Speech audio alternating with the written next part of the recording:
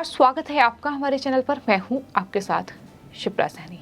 शिवसेना सांसद संजय राउत की मुश्किलें बढ़ सकती हैं। आने वाले वक्त में 100 करोड़ रुपए के टॉयलेट घोटाले के आरोप में दरअसल संजय राउत पर बड़ी कार्रवाई हो सकती है। जिस तरीके से संजय राउत ने बीजेपी नेता किरीट सोमैया की पत्नी पर गंभीर आरोप लगाए थे, 100 करोड़ रुपए के टॉयलेट घोटाले का आरोप लगाया गया था और इस पूरे मामले पर अब बीजेपी नेता किरीट सोमैया ने बड़ी जानकारी दी है।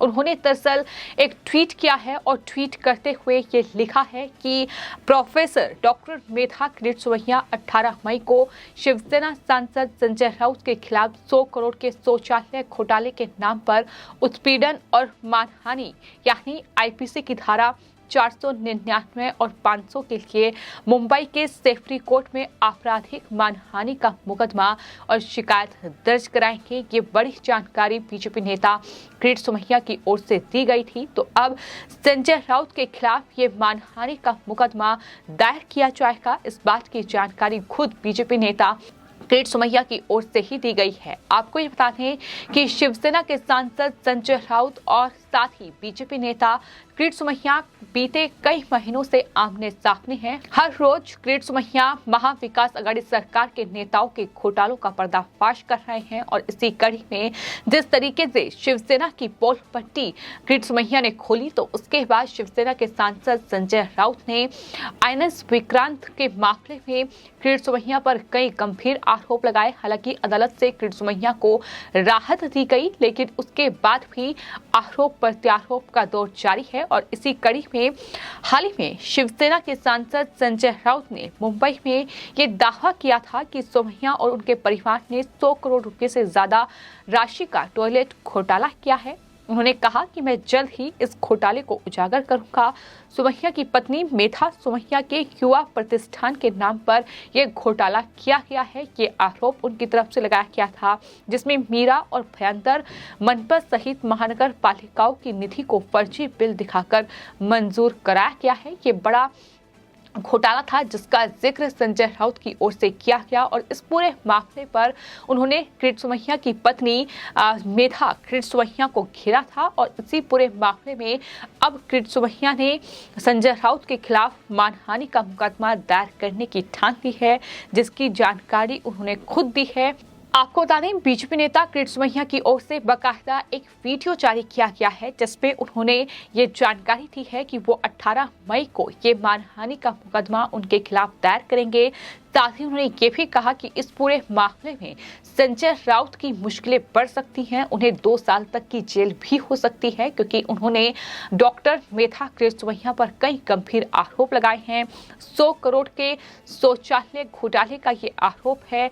100 पैसे का घोटाला नहीं हुआ है, ये किरीट सोमैया की ओर से कहा गया है। एक भी सबूत जो है वो शिवसेना सांसद संजय राउत के पास नहीं है।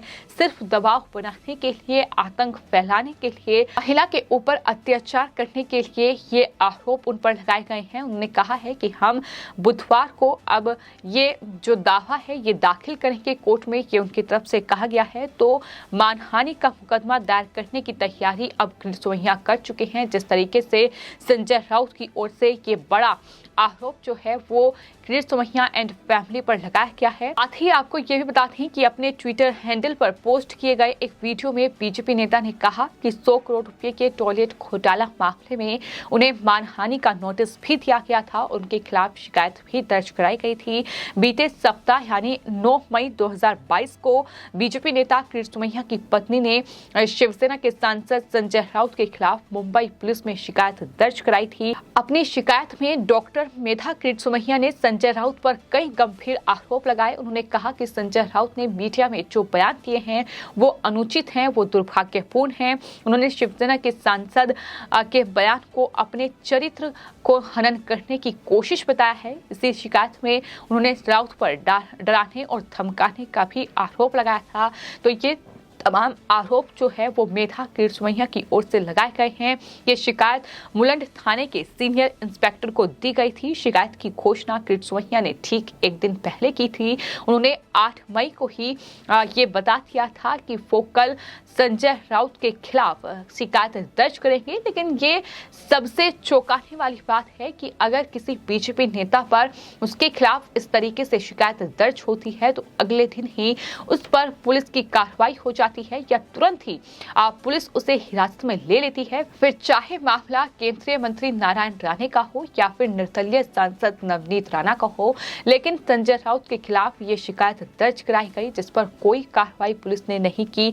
तो जाहिर तौर पर ये पूरा मामला साफ तौर पर दिखाता है कि किस तरीके से मुंबई पुलिस का दुरुपयोग लगातार उद्धव ठाकरे सरकार महाराष्ट्र में कर रही है। और फिलहाल रिपोर्ट के मुताबिक संजय राउत ने ये दावा किया है कि डॉक्टर मेधा कीर्तमैया और सुमैया परिवार की तरफ से संभाले जाने वाले एनजीओ युवा प्रतिष्ठान 100 करोड़ रुपए के टॉयलेट घोटाले में शामिल हैं। और इसी पूरे मामले में फिलहाल संजय राउत जो हैं वो कीर्तमैया और उनके परिवार को घेर रहे हैं। उन पर ये तमाम गंभीर आरोप उन्होंने लगाए हैं।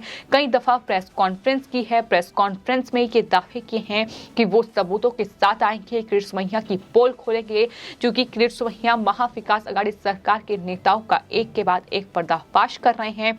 तो ऐसे में संजय राउत की बौखलाहट कई बार देखने को मिली है। लेकिन अब चूंकि कीर्तमैया और उनकी पत्नी ने ये ठान लिया है कि संजय राउत के खिलाफ मानहानि का मुकदमा वो दायर करेंगे, तो जाहिर तौर पर शिवसेना के सांसद संजय राउत की मुश्किलें कई गुना बढ़ सकती हैं और हो सकता है कि उन्हें 2 साल की जेल भी इस पूरे मामले में हो। लेकिन सबसे अहम बात यही है कि महाराष्ट्र में चूंकि सत्ता पर शिवसेना काबिज है, चूंकि मुख्यमंत्री उद्धव ठाकरे हैं, तो ऐसे में हम ये लगातार देख रहे हैं कि पुलिस किस तरीके की कार्रवाई कर रही है, किस तरीके से पुलिस भी लगातार कहीं न कहीं भेदभाव कर रही है। जिस तरीके से एक तरफ निर्दलीय सांसद नवनीत राणा को सिर्फ इसलिए गिरफ्तार कर लिया गया क्योंकि उन्होंने उद्धव ठाकरे को चेतावनी दी थी। उन्होंने कहा था कि अगर उद्धव ठाकरे हनुमान चालीसा का पाठ नहीं करेंगे तो उनके घर के बाहर, मातोश्री के बाहर आकर वो हनुमान चालीसा का पाठ करेंगी।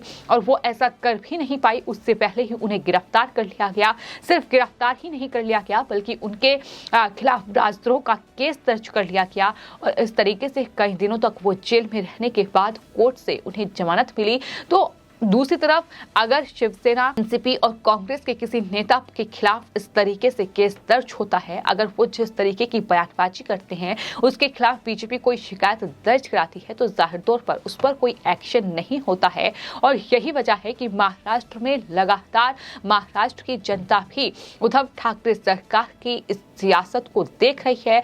सत्ता का दुरुपयोग जिस तरीके से उद्धव ठाकरे कर रहे हैं उसे लगातार देख रही है।